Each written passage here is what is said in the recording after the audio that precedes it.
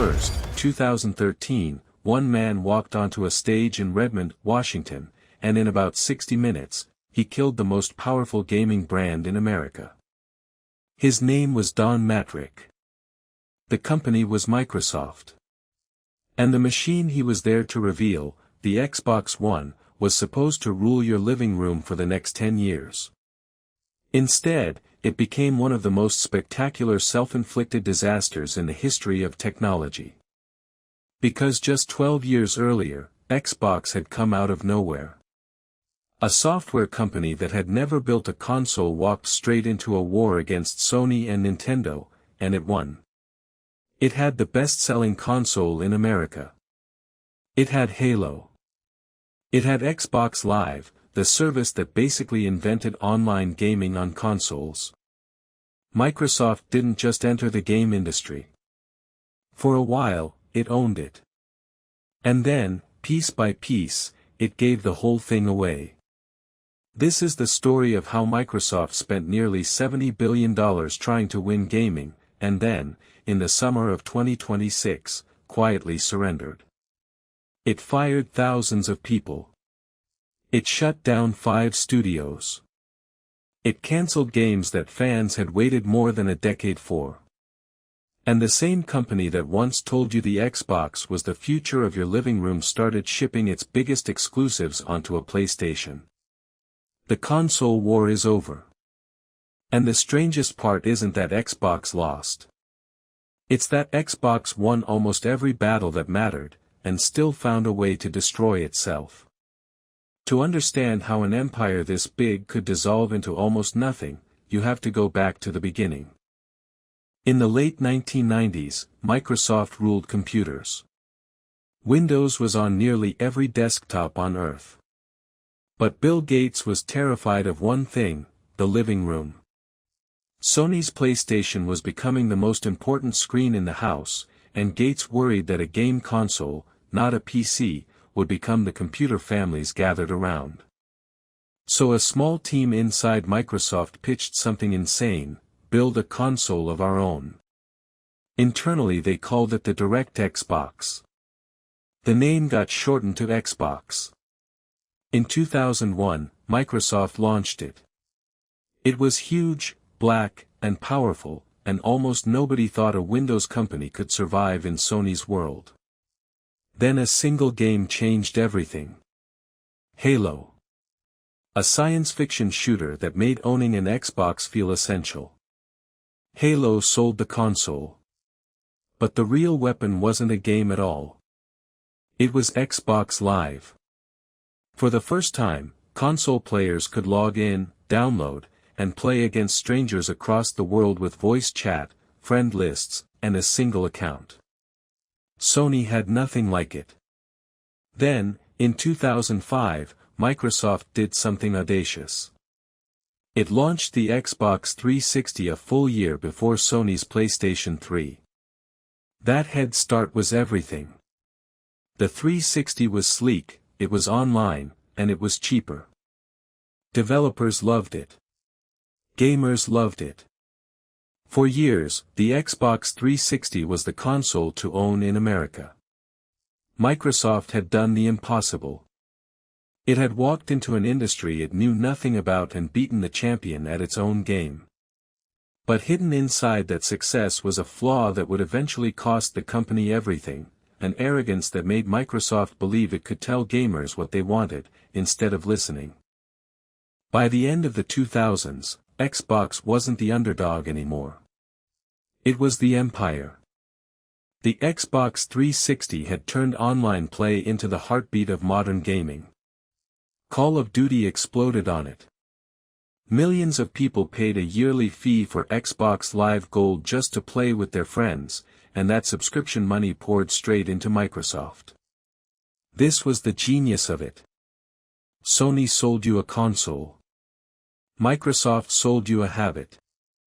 Every night, millions of people logged into the same green screen, saw the same friends list, chased the same achievements.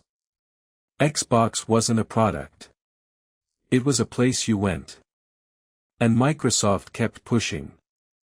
In 2010, it released Kinect, a camera that let you control games with your body, no controller at all. It sold 8 million units in 60 days, one of the fastest-selling gadgets ever made. Microsoft looked unstoppable. But somewhere in that winning streak, the company started believing its own myth.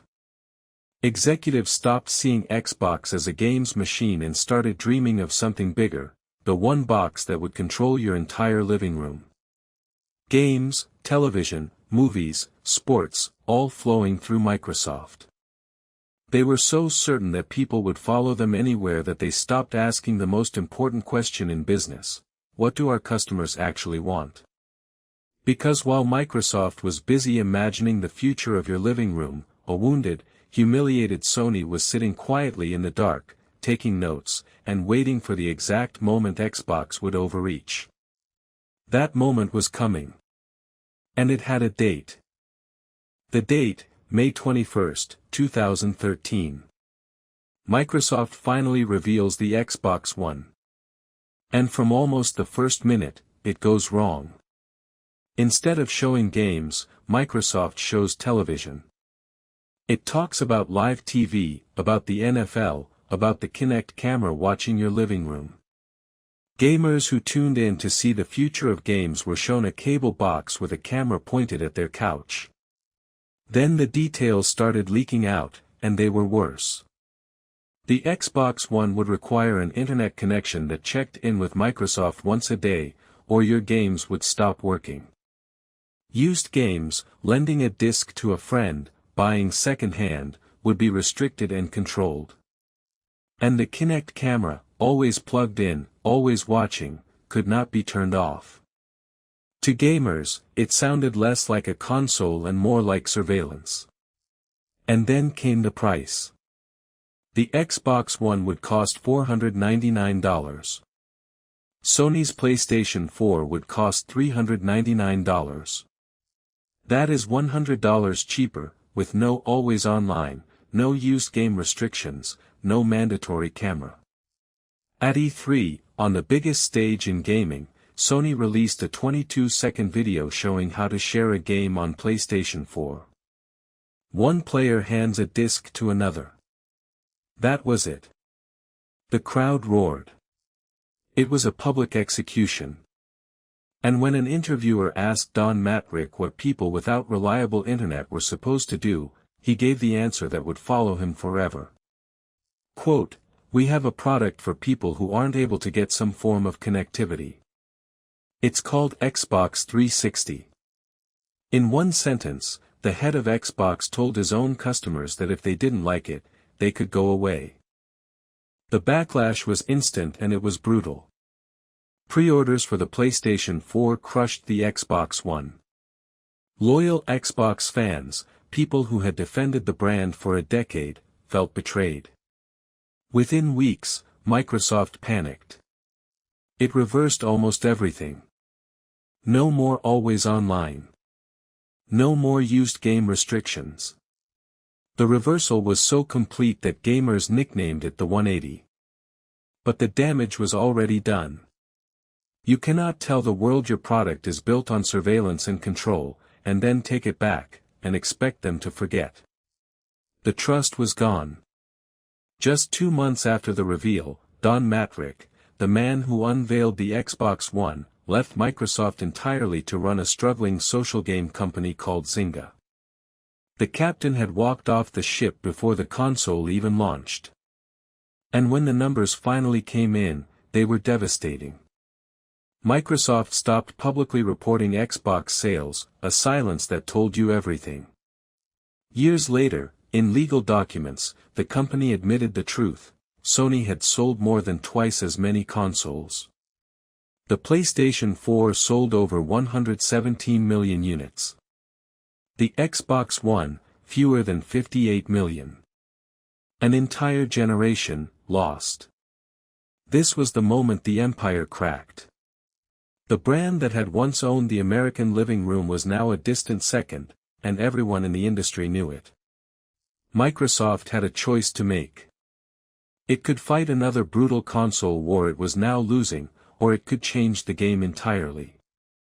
And the man they put in charge to make that choice would spend the next decade doing something no one expected, slowly, quietly, walking Xbox away from the very idea of being a console at all. His name was Phil Spencer, a lifelong gamer who had worked at Microsoft for decades. In 2014, he took over Xbox, and he understood something the executives before him didn't.